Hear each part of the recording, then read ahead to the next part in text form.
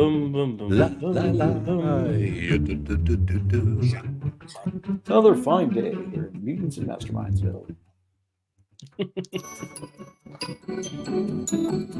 Today, in the Mumamo Lab. What will those Imagineers come up with next? Solo gaming? That's crazy. You know, someday I'm going to figure out what the frig this sound alerts. I have no idea. It'll be the day they change it. Right. Yeah, exactly. But hey, it is, by the sound of this jaunty tune, time for Mumamo. And in the audience, we have an RC who says, happy Mumamo, Eminem fan. You know, it's been a couple Mumamos. Good to see you. I missed RC. I did too. Right. It seems like we were hanging out with him and he was with us and it was like feast or famine. Squire's here. Hey, Squire, good to see you. Yeah. Ken Pam says, Mumam missed you all. I missed you too, Ken. That's really We're good. back. That's a good one. SC Terra Marina says, hello, everyone. And to you, I say, good Mumamo. Rebel Moose is going to have to watch this on YouTube later. Got a work meeting to attend to. You know, Rebel Skip Moose, you gotta skip it. You tell them, listen, it's Mumamo time. Tell him I said it was okay. Yeah, exactly. You have Alex's permission. Pope Brandon Brownson's here. Music is giving. Protect yourself from those pinkos with a spot in one of your specialized Vault Tech vaults. Yeah, it does. Mm-hmm. Warden Maximus says, howdy, folks. Good to see you all. You know, it was a tad bit loud, Ken. I apologize for that. Ken was remarking that it's loud, but you know what's louder? That's a great segue. You know, it's my love. Terrific segue. A segue to you, gentlemen. Hello, guys. Are we Hi, louder? In my heart, you are. Yeah. So you know what? Alex and I, we were stricken with the COVID that we caught in the same place, but suspiciously, one person came out absolutely healthy, fit as a fiddle. That would be one Steve Kenson. It's because vampires can't get COVID. That's true. Other world. That. Yeah, right. Yeah, you know, I gotta say, for what do we say, 300 years old, you look pretty good, and your immune system is just top shelf because Alex and I were just I mean, Alex, I've had COVID 3 times before. Twice from Green Renine and then once from a dear friend. How many times have you had COVID? Just twice, but this one was way worse than the other time. Wow. Yeah. I was down. I was in a coma. Same. As far as I know, I'm still in an airport in Chicago, and I just became lucid. Yeah. It's sort of like I couldn't elbow because it hurt so much, and my bones sort of radiated sort of a pain from the inside, and my skin sort of felt like if you took a wet grocery bag and slapped it all over your body. It sort of wore it as clothing. Yeah. My bone marrow too was calling for the mines. Yeah. It was something else, but they have subsided. The hornet's nest is now just a lazy beehive, which is nice. Glad to hear that. All right, so listen, today's in short, folks, get your COVID boosters. Yes, honestly, and that's I'm all boosted up, and so yeah, I couldn't imagine being at the mercy of this COVID without being vaccinated. I would be miserable. Yeah. But you know what? It was worth it for all the reasons I can't tell you all about yet. You know, yes. That's so true. Very productive summit meeting. Yeah, really. Several. And we made some, there's going to be some big things coming for everyone of particular interest, I think, to our friends hanging out in the Mumamo audience, but we can't say a word. Not yet. I want to say so many words. Yeah, and you got the both of you. You did some remarkable work. Steve and I had a great sit-down meeting for like 2 hours, just going over a whole bunch of the new Valiant stuff and other stuff. Other stuff. Hey, real quick. SC Marine says, and yes, you can do solo adventures in GM for one player. Sadly, it was also the player and the GM at the same time for my adventure. We're going to talk all about that. Claude says Chicago. Claude says Chicago, more like Chicago stop. Or am I right?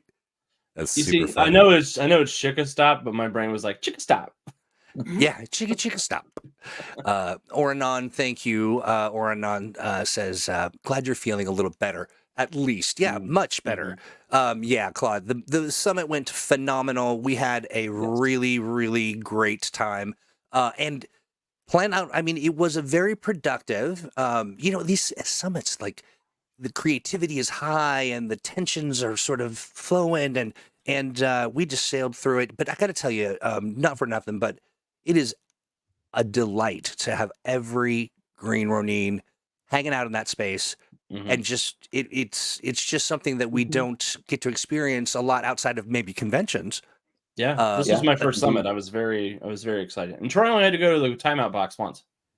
Only one time. Yeah, it was only once, but I was good after that, sort of. Hey, let's see. How can you hope to sustain super secrets from the stupendous yet sickly summit? Yeah, that's true. Well said. Secretly. You can say that twice. Let's see. Oh, yeah, yep. Squire says the last time I was stuck in Chicago was because there was no plane for our flight. Glad you guys are feeling better. That's why I was stuck in Chicago. And Claude's threatening the patrons are going to do their own summit. Can we come? Yeah, I'd like to attend that summit, actually. I would. Let's see. Commando Solo says, look, are you just pointing at my friend, or are you pointing at yourself? Because I say it unto you, good Mumemo.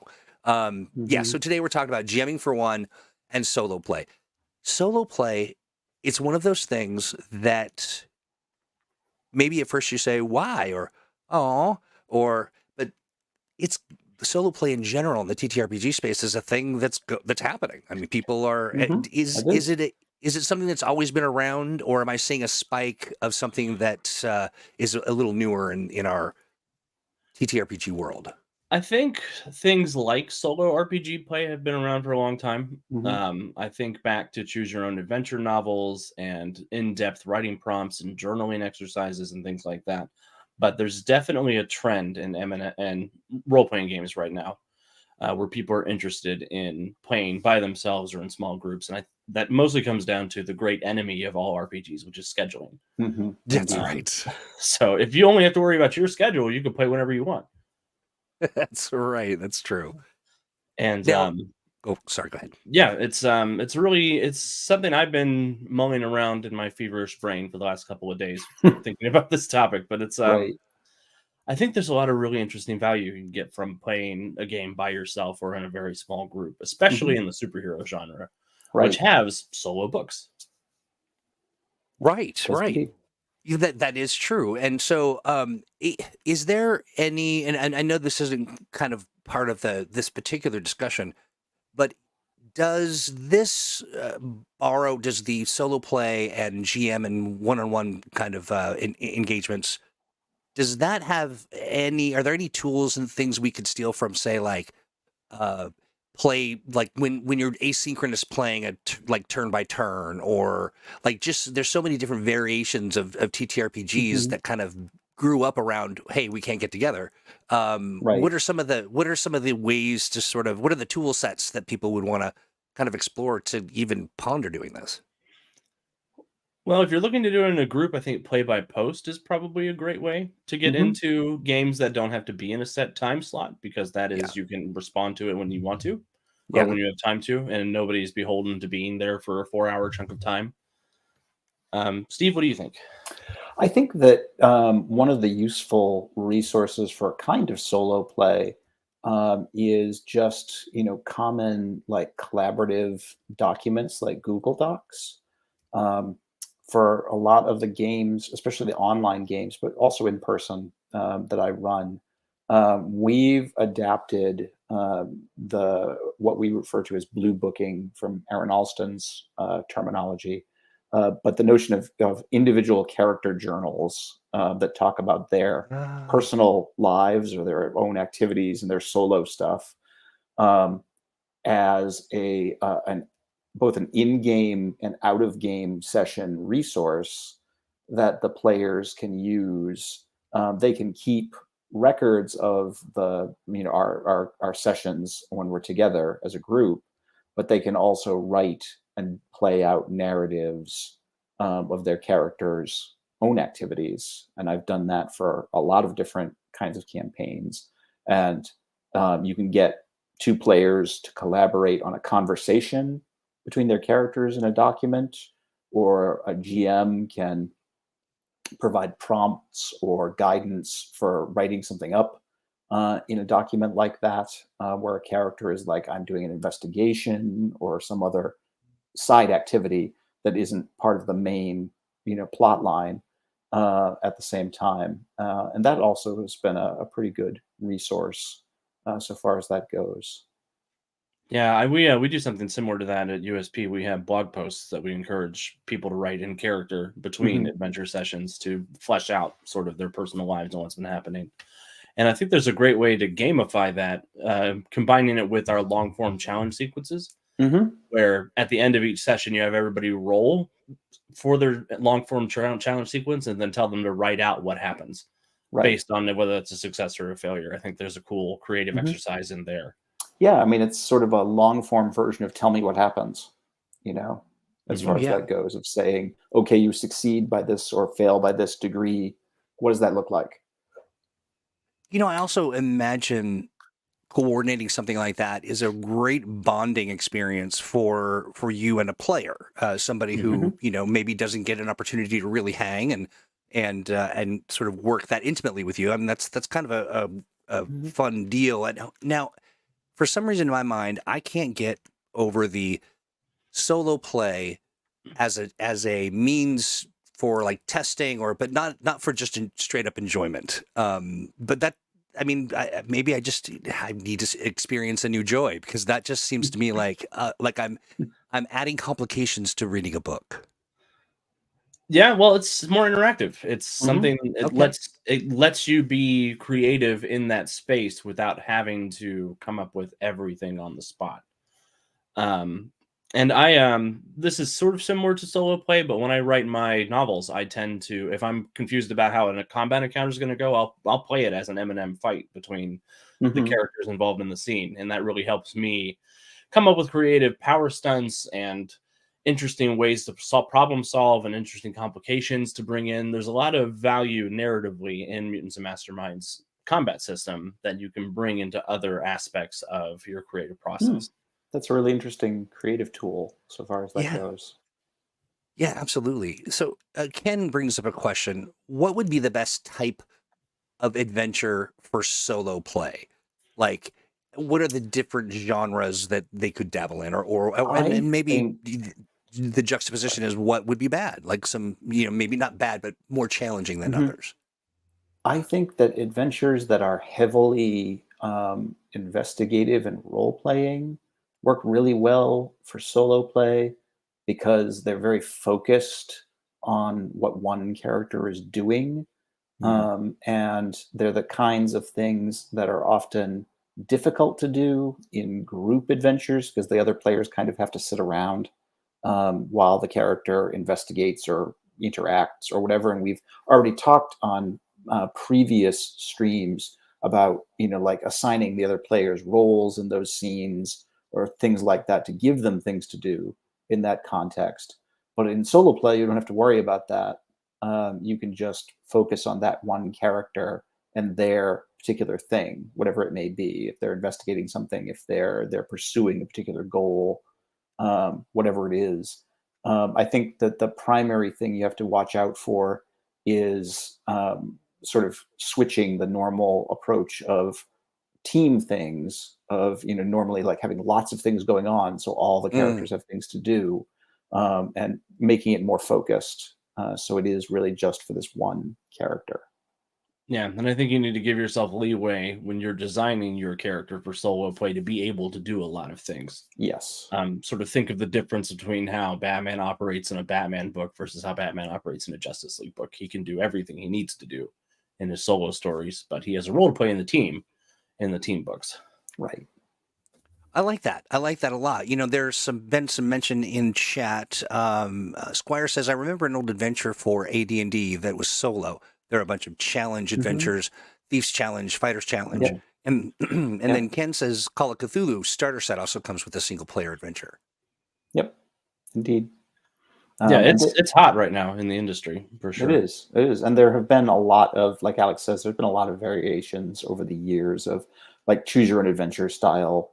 You know, one of the old D&D box sets introduced you to the game with one of those sort of choose your own adventure walkthroughs, but also like rules of, you know, okay, this is now you're going to be in a fight here, so you make an attack roll, you know, and all of that sort of a thing.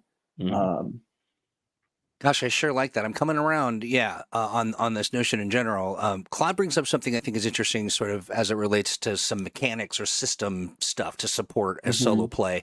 Claude says, I think a good way to do solo play would be to have several charts to roll on for scene type and complications, adversaries, and then you just kind of play out what you can narratively do within those bands. Glad I was working on one of those for the Patreon, but I'm not at full energy yet. Yes. The spirit willing, but I think the notion when you sit down, you take time to world build when you're going to decide you want to play a single player game. You world build, who are my character's nemesis? What sort of plots do they get into? What sort of things does this character care about? What drives them? What motivates them? And then gamifying it by making charts to make random events happen, so you don't know 100% what's going to happen, but you've laid sort of the parameters of what could happen. Right. And that's for the style of solo play that is much more sort of randomized journaling prompts versus having a game master managing the game.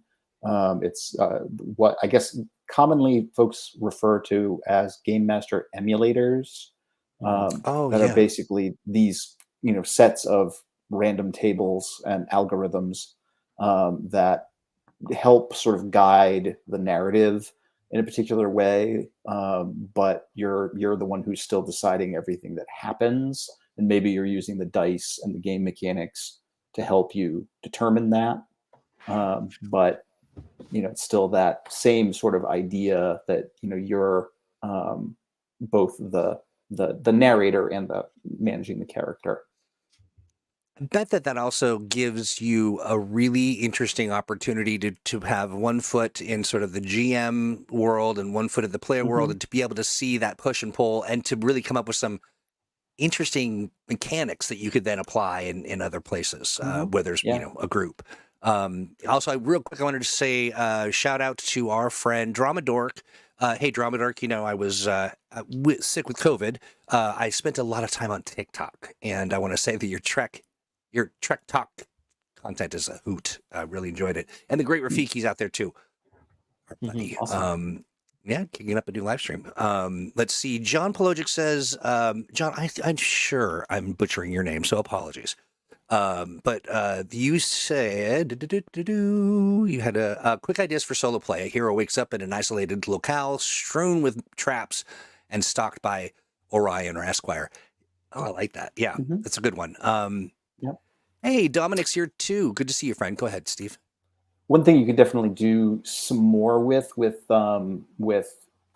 written solo play stuff that takes place like play by post or play by document is providing puzzles more because players have a little more time to work those out, and it isn't quite the time pressure of at the table. Here's a riddle. All of you figure it out. And at least in my experience, the common player either it's too easy and the players get it right away, or the common player response is, "Can I make a roll for this?" Like, so, Steve, the funniest time that ever happened was when somebody was playing the Riddler in one of my Suicide Squad games, and he was talking he was talking crap the whole time, and then he got one riddle, and everybody looked at him. And he didn't know the answer.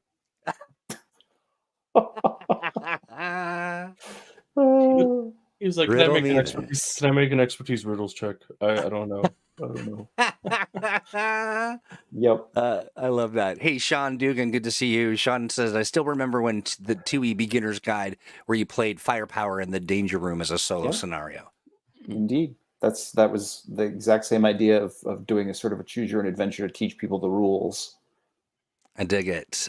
Dominic's mentioning, I remember a really fun solo game that was for an Aegis agent. Gave it some really James Bond flair, which I'm certain means James Bond. Let's see, good old Firepower. Ken Pham says, I feel like this actually feels like a mood. I feel like for solo play, you would need a ton more prep. Yes. Yeah. Yeah. There's a lot more on do. you as a GM and as a player to make it something that's fun and engaging for yourself. Otherwise, you just put two character sheets together and make them punch each other until somebody wins. Which Right, just is keep a rolling dice at valid way. yourself. Which, as folks have pointed out, is basically our demos for a lot of like DC adventures and things like that were just that. Like, here's two characters and make them fight. Which is a perfectly great way to figure out how a character's powers work if you want to do that between sessions, or if you want to test how effective your character is. That is another way to play solo, but that's a different experience than a solo adventure, in my opinion. True. Do you? Sorry, I was just going to say, sometimes it's also important in terms of prep to change your expectations for a solo adventure. And, a solo adventure doesn't necessarily have to be a 4-hour game session.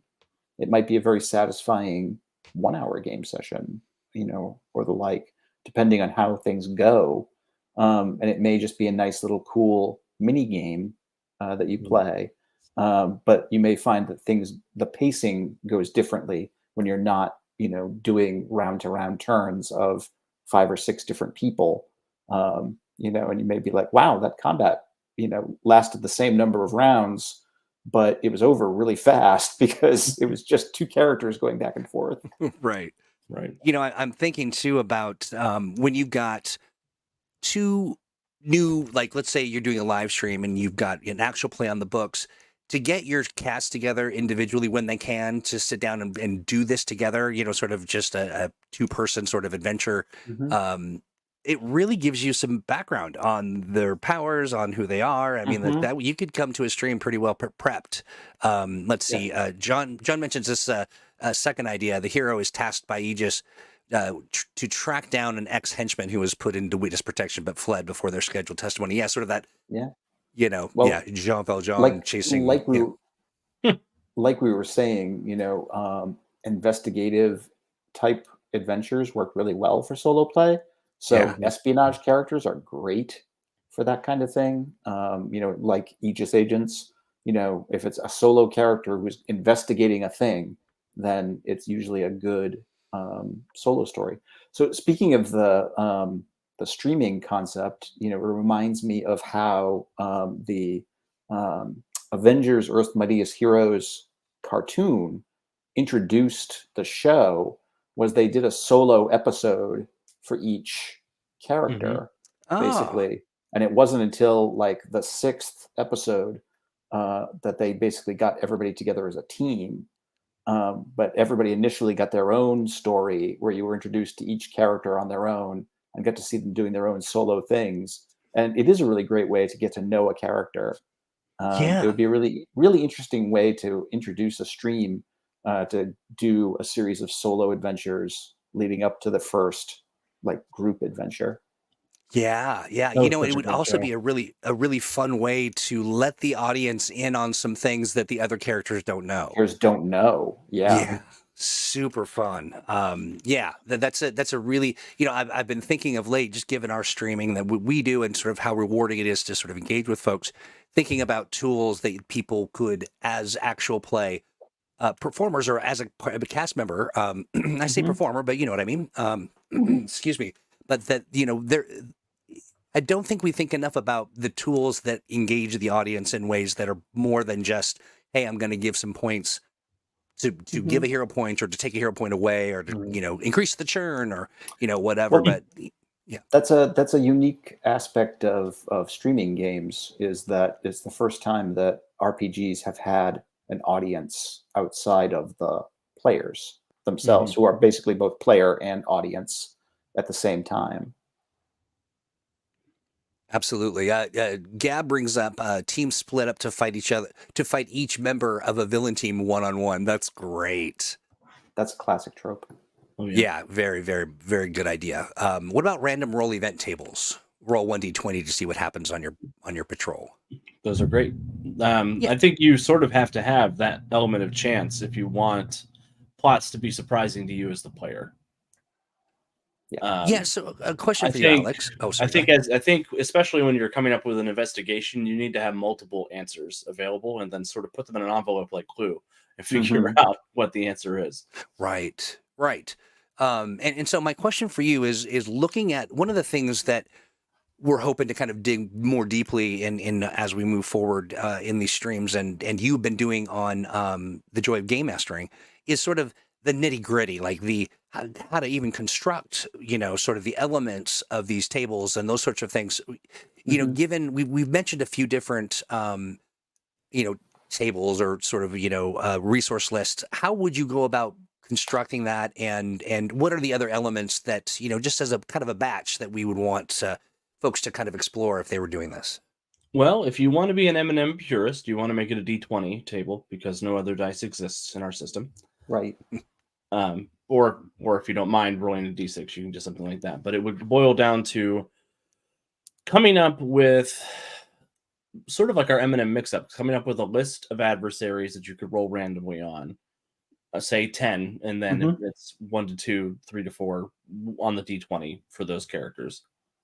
And then coming up with what sort of crime they're committing, whether it's a theft, an attack, an invasion, boiling it down to that, and then coming up with this. I would want to roll what kind of scene I'm rolling into. So if it's a role-playing scene, an investigation scene, a challenge scene, or a combat scene. And then I think a motivation table would be good too. I think 4 tables is probably the right number. Yeah, thereabouts, I think. Yeah, you need a setting too, but if I was running a solo play, I would want to be set in the same location all the time, pretty much. I would want to have my Gotham. I'd want to have my Metropolis. I'd want to be where my character is headquartered, rather than a globe-trotting sort of character. Their natural habitat, as it were. Yeah, and then, as it were. And then is there any consideration for big plot twists? Or, can you create a table of just sort of who saw that coming? Yeah, I think a mid-adventure twist would be a cool something that could happen if you rolled. I would probably put that on the scene type chart. Sure. Like that would be if you rolled a 1 on the scene type, something wild happens, like something completely unexpected. Maybe a new villain tags in, or a third party gets invested in the adventure, or another hero shows up and you guys get into a fight, or Yep. I dig it. Yeah, a lot. And I keep reflecting back, and I think that this is a version of that. But remember when we had, what was it? The Incredible Malk versus, who were you? Malvarine? Or it was when you and Alex,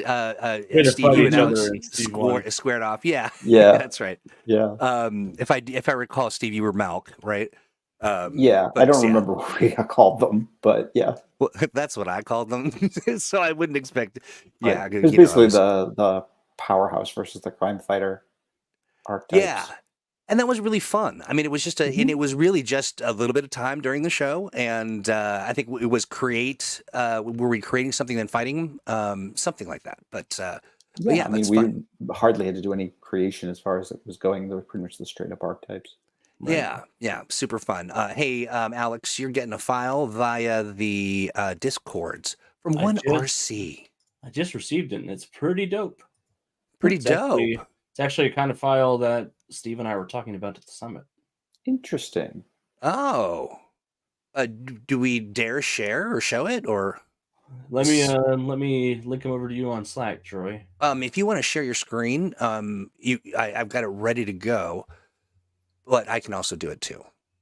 We could probably do that. But let me make sure I don't have anything secretive on check your display. tabs. Right? Yeah. I usually end up leaving my 80,000 tabs, and everyone makes fun of me. Let's see. Claude says, "Oh yeah, this is a good idea too. A list of heroes that you can team up with, like guest stars, or or sidekicks even, or something. I like that. Or a list of heroes you can have a misunderstanding with, and fight them, and then team up with them. That's right. That's right." David Bodie is here and says, "The Magic solo play 8-ball." I like that. I had a Malkavian who would read the future in the bubbles of the Magic 8-Ball in Vampire the Masquerade.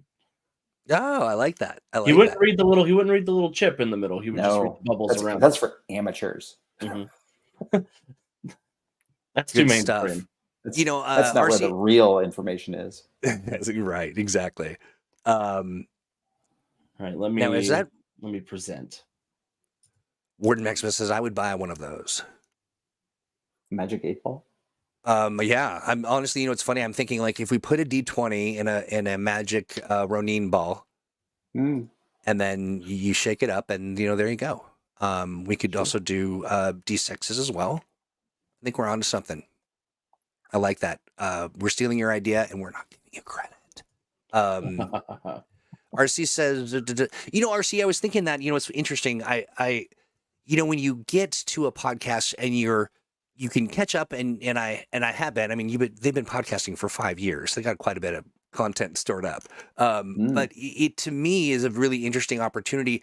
If you're in a project like yours, RC, it might be fun to do some, solo adventures with the cast and sort of reintroduce them for 80 bazillionth time. Well, especially with the new season they just dropped. Right. That's right. Some superstars on that season of theirs. Well, especially you have those, scenarios like, characters are all stuck in their own mindscape, scenario, and dealing with some personal issue or something from their past or something like that. Again, that's one of those things we talked about, ways to incorporate a group into that and give the other players things to do. But it also works great as an individual solo thing because it's meant to be. It's focused on just that character. Absolutely. Okay, here we go. I see. So RC sent this over. There's 2 tabs for it, but this is DC tables and roll tables. So if you wanted to have your random tables, you can write down what each, like this first column could be adversaries, second could be danger zone if you want to use the danger zone product to figure out where the adventure is going to happen. Right. Scene type, conflict, motivation, twist, or resolution if you wanted to. Twist. I like it. Yeah, and then the other one he sent is something that is just good business. Session notes. Okay, like a little journal. Yeah, so your session number, your session title, your dates, who the important NPCs were, your checklist of, I assume, the to-do list for stuff that happens in the adventure, and then any special GM notes you want to keep. Right. Nice. David Butler says, "Dang zone." RC is clearly bugging our summit conversations. Right. Yeah, I don't know how RC knew about that, but we are talking about coming out with a campaign journal for GMs to make it look like you have your own issue, like your own comic book issues for your ongoing campaigns. Nice. A comic book issue about your issues. I enjoy that a great deal. Let's see. Yes. Yeah, right. So RC said I need to get them updated to have 20 spaces. They only have 14 currently. My recommendation would be 10 spaces, so you don't have to come up with 20 options. 20. Hey, there we go. And if you're not using them repeatedly, over the course, if you're not depending on them for every outcome, 10 should be plenty, right? Yeah, I think get 10 in and then cycle them through, or come up with a natural extension of the previous adventure and slot that in. I like that. I also am imagining, if you were tying a solo or like a one-on-one encounter, I wonder if sort of a list of triggers that send you to the next, that you're done. You know what I mean? Mhm. Like essentially, you've done the thing, and now you interface or connect. Oh, you know Yeah. what? Well, Apple juice. sorry, go ahead. Oh, I'm just saying, Apple Juice has joined us, and I was talking about you just before the program began. Good to see you hanging out, Apple Juice, which is, I do believe, how it's pronounced. The name of he is running a I live was going stream. to say it 3 times fast. Yeah, exactly right. Though, what kind of a spirit shenanigans would ensue if an Apple Juice showed up How instead of a badly do you want Beetlejuice? to find out, You said his name too many times, Troy. right? I know. At Put some least spaces 3, in if between not there. 4. But they say, could a potential solo play setting be an arcane casino mega dungeon, an arcane casino Mhm. or an arcade casino? But either one would work. Mhm, Sort yeah. of focusing thematically on random enemies, allies, traps, tables while your Sure. heroes pursue. Yeah. Mhm. Oh, yeah. That's Yeah, great. I mean, a dungeon map or the like is really nothing but a visual representation of something like a choose your own adventure path. Yeah. So you could build a solo adventure that is just follow this map, and when you get to this room, read the description of the room, play out whatever is there, and decide whether or not you can go on to the next room. As far I as that like that. goes. I think I'd like to submit a new square for the bingo sheet. Mm-hmm. And that is every time Steve Kenson says the word rum, Room. you have a very distinct accent. I think it's a regional thing, but you say Really? rum. Yeah, Room. rum. I like it. I mean, it's You hear me say drawer. yes. That's We're what not we'll even talking do. about Warsher, but that's fine. That's Um, right.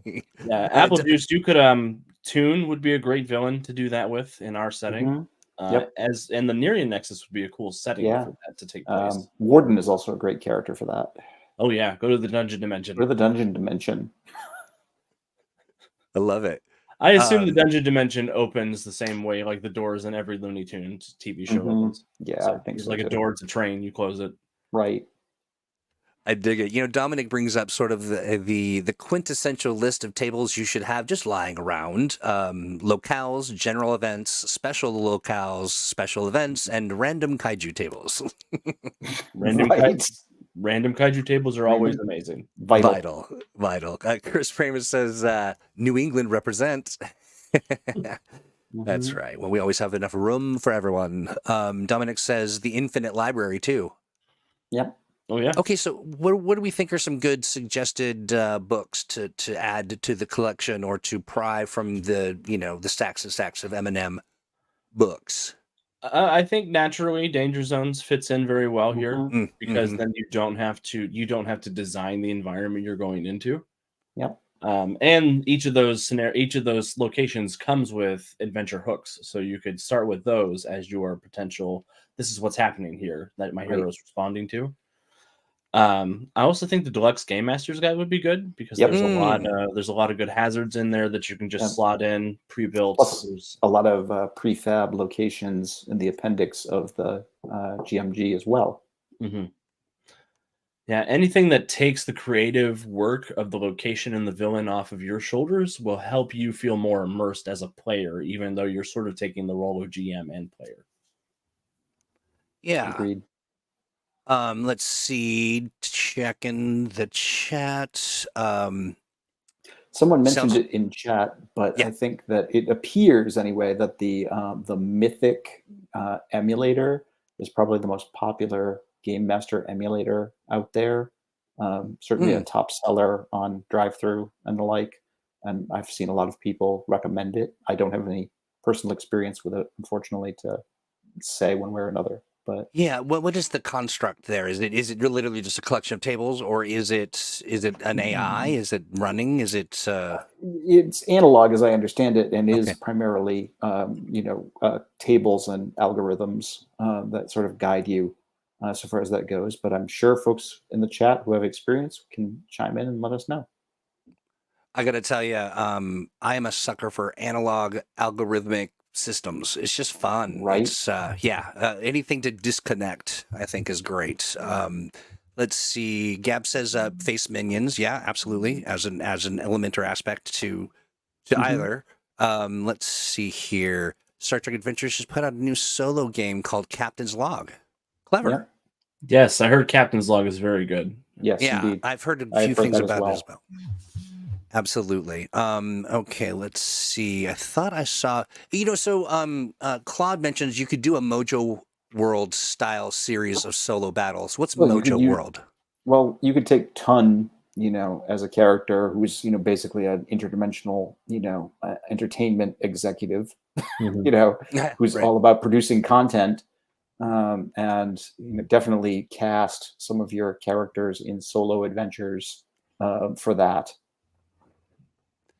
I like that. I kind of want to do a solo play stream with Selfie as the villain, with Right. Mm-hmm. and have the chat be Selfie's audience trying to make things worse for the whoever worse for I me. love Right, that. right. The Yeah, that would be fun.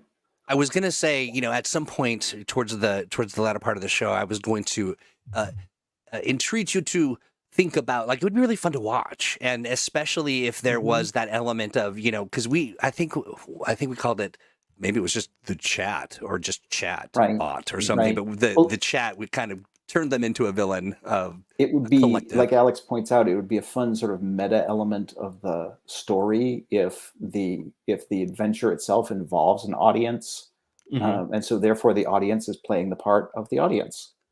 And if whether it's Selfie broadcasting on the internet, or Ton broadcasting interdimensionally, I love it. The audience could play a role in, like, how is this scene going? Oh no, the audience doesn't seem to like it. Like, we have to turn this knob up a little.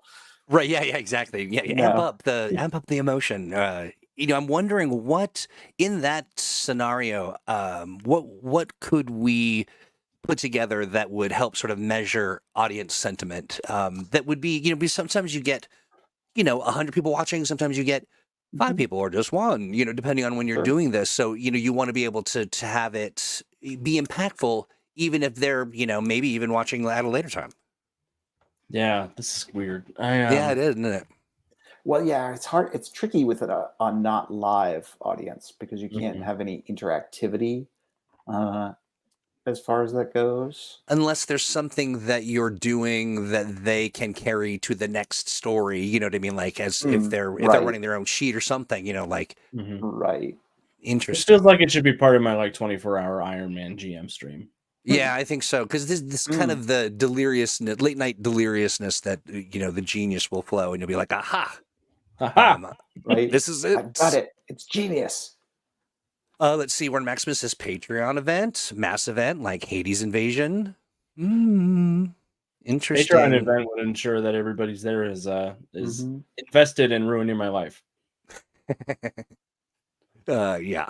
Let's see. Dominic says, I hear there's a Call of Cthulhu adventure called Viral that has mechanics for fictional audience feedback. Oh, that's pretty cool. Fascinating. That's brilliant. I like that.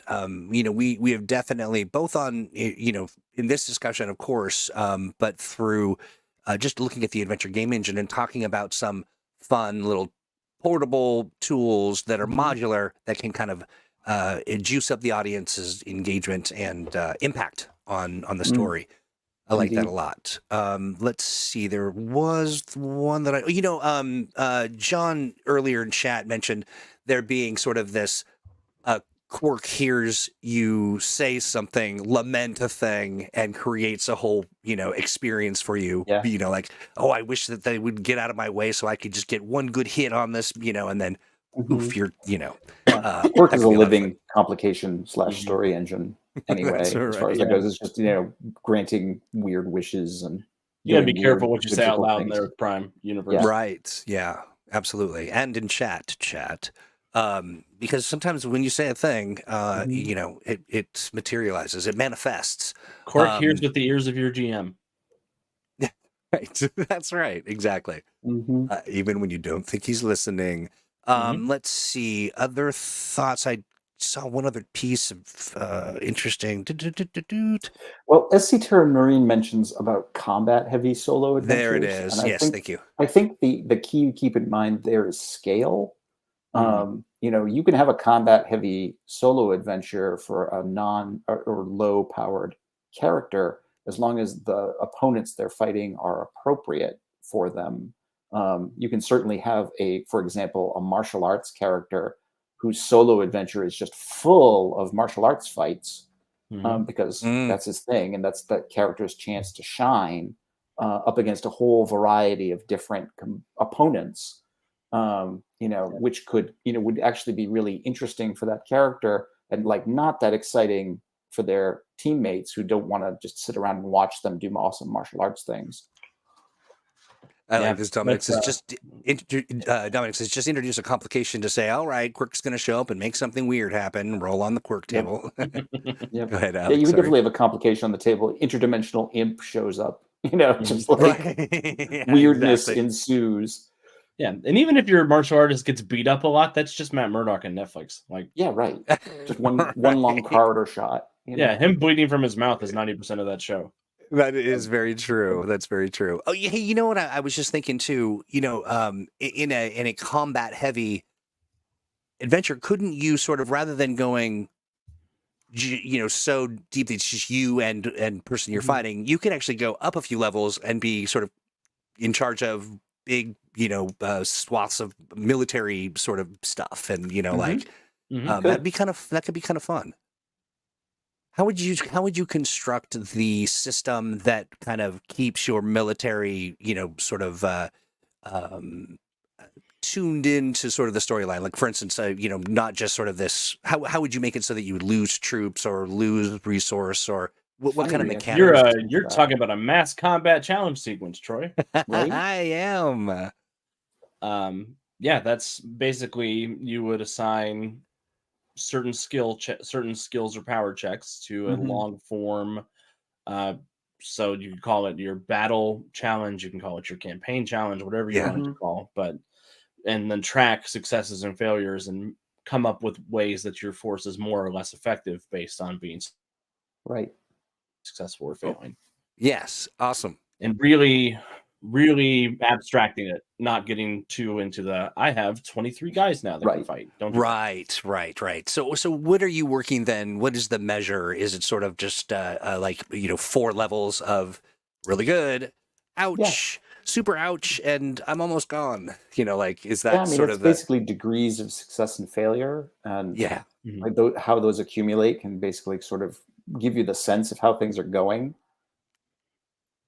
I like that. Yeah, it's a light bulb's gone on, and I'm thinking about a lot of things, which is always dangerous. And look what time it is. It's almost so we're at 2:48.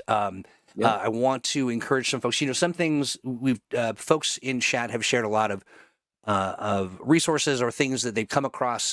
Any other sort of solo play resources that folks could just kind of find right off the shelf that we can think of? I know it's really difficult because it's like it's not something we've tapped into yet, but I'm interested in it. Especially after this discussion, I think there's a lot of value in finding a way for people to get involved in this sort of thing. Right. I honestly suggest people take a look at not just Drive-Thru RPG, which probably has a lot of stuff, but sites like itch.io. Sure. Where there are tons and tons of short, creative RPG products, many of which are essentially solo play games of one sort or another that are actually designed, for you to just do a solo game of your own to get a sense of how designers are building those. I would also imagine that you will find a lot of very clever and interesting sort of resources for this in folks who are publishing under the Superpowered by M&M license. I would check there too as well. Yeah, I wonder if Better Mousetrap has anything about it. I bet you Better Mousetrap's got something about it. Maybe. Yeah. I dig that. Tweet Grant Howard. You can do that. You've got the power. John Pologic says, several years back, Dan Houser, the Icon's artist, and I co-wrote a couple solo play Golden Age hero versus villain third-party products. Black Terror versus Puzzler, then Bulldog Denny versus Frankenstein's monster. Cool. Yeah. I remember those. Very, very cool. Let's see. Gab asks a question. Will there be some Mutants and Masterminds info in Green Ronin's news? Gab, whenever we have news, we share it as soon as we can. If we sure haven't do. told you something, chances are it's because we can't, for one reason or another. That's right. And But chances there are is news. There is so much news. There will be news. Yes. Yes, there will be news. And my journey has just begun. My watch has just begun. That's right. Boy, the ramp up. You got some things cooking, which is very, very exciting. So, Gab, I would be excited. And also, I really appreciate your enthusiasm, particularly. It is just really great to, I love it when people are curious enough or excited enough to ask about products, but not so obsessive that they do it in a way that's, like a bludgeon. And Gab, you're always very, very nice. I appreciate it. RC. I don't think Troy was calling out anyone in specific. Well, now I am. Now that you mention it. No, I'm just kidding.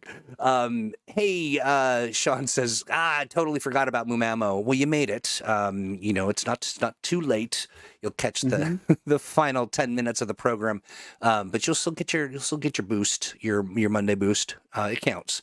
Let's see. How are things with the Chrono Crisis or Vigilante's Handbook? Jeez, RC. Both are good. Both things are good. As if on cue. I will say that the text for Vigilante's Handbook is almost finished, so we'll have news about that soon. Yes. Well, it was until RC brought it up, because every mention is another 4 months that we add on, and that's just the way it works. So you only have yourself to blame. Yeah, Chrono Crisis is coming along very well too. I'm excited for people to get a hold of those adventures. Yes, we are looking forward to finishing Chrono Crisis and releasing it sometime in the past. Yeah, if you don't have it yet, it means I haven't finished it in the future. Right. But once it is done, you will have had it for quite some time. I keep sending paper airplanes to myself through the mailbox. I was going to say, maybe you have planted one page of everything, for every page of the book on one member of chat, and they have got to find it. So I would look around, folks. I would just tear your world apart. Everyone look under your seats. You get a snippet, and you get a snippet. Everybody gets a snippet. Warden Maximus asks a very important question. When can we finish The Dragon of Parkhurst Manor? Sooner would be better than later. Yeah, we should figure that out, huh? Yeah, so we'll post a hey, we're doing it again thread, or at least contact the folks that are in there. So we want to make sure we get the cast back together again. But that was fun. It was so much fun. It was really, really fun, and no surprise that we didn't finish it all in one shot. I just get so excited. So much fun it cannot be contained. Yeah, exactly. Let's see. Dominic says, and I don't know if you saw, but a GM I regularly play under recently had a really nice art piece of the Blackguard Commission. No, I didn't see No, that. I haven't seen that. You should... Where would one find that, Dominic? Yeah, exactly. You should make sure we do see it. We could share it and toot their artistry live here on Mumamo. Okay, we are... quickly running out of time and perhaps power. I'm not sure. I saw some flicker going on. Steve, what have you got going on in the world of Steve Kenson? Well, I'm working on it's especially post summit. It is just all Valiant and Mutants and Masterminds stuff right now. It's working on Valiant drafts and outlines and plans and ideas. And Alex and I are talking about stuff years in advance, so we've got lots of things cooking as far as that goes. We're so ready. But in the immediate future, I am taking a trip to Scotland, which I am super looking forward to. At the end of the month, which means I am going to be away for not next week, but the following week for M&M Monday. So Alex is on his own for that. Well, not entirely. Well, yes, indeed. In terms of embodiment. That's true. That's solo body. Well, we've got some stuff cooking for guests and things, but I have to ask you. So, are you going down there, going over to Scotland to try the Clootie dumpling? Well, I don't know. I'm going to try some of the local cuisine. I know that. Oh, you must. Yeah, you need that, Looking and then forward you to it. need and then the Festy cock is it's something. It's distinct. So you might Well, want to give I'll that check a it out go. on your recommendation, Troy. Please do and report back. You have to Alex, have what's it in the going on? traditional way. No underwear. That's right. That's right. Only a skirt of the breeze. What's going on with you, Alex? What is going on with me? Tomorrow we'll be back with the joy of game mastering, which is super exciting. Woo! We are continuing our world building symposium, so we will be diving into some world building concepts. We're going to be getting on at 2 p.m. Eastern Standard Time instead of our regular 7 p.m. to accommodate my rehearsal schedule. Yes. Wednesday we have our M&M Patreon developer Q&A. Oh, right. When is this? This week? This week we're already back around. It's this week. It's the third week of September already. I love that, and I'm excited about that. And we will get to doing that. Yeah. And then the following Wednesday, I will be doing part 1 of our mid-season finale for Freedom League Dark and the Multiverse of the Master Mage. So Nice. Very fun. You want to tune in as Adrian Eldridge probably maims another player character. We'll see what happens. Hey, that series that our friends, the Mesks and Mayhem Pals, they have released. We've got one episode out, right? It's really. Well, actually, is it 2? Is it session 0 and an episode? Fill me in, won't you, RC? I've got a link to this. What a blast. The session 0 was so fun to be a part of and so fun to listen to.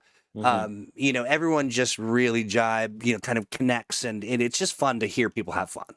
Really enjoy that quite a bit. I will say that I think that the GM was a little strict as it related to soundboards, not allowing them. I think is just a real bummer. But well, you're very pro soundboard, Troy. I am. Session 1. Okay, RC says session 1 is still a work in progress. Hoping tonight or tomorrow. Okay, right on.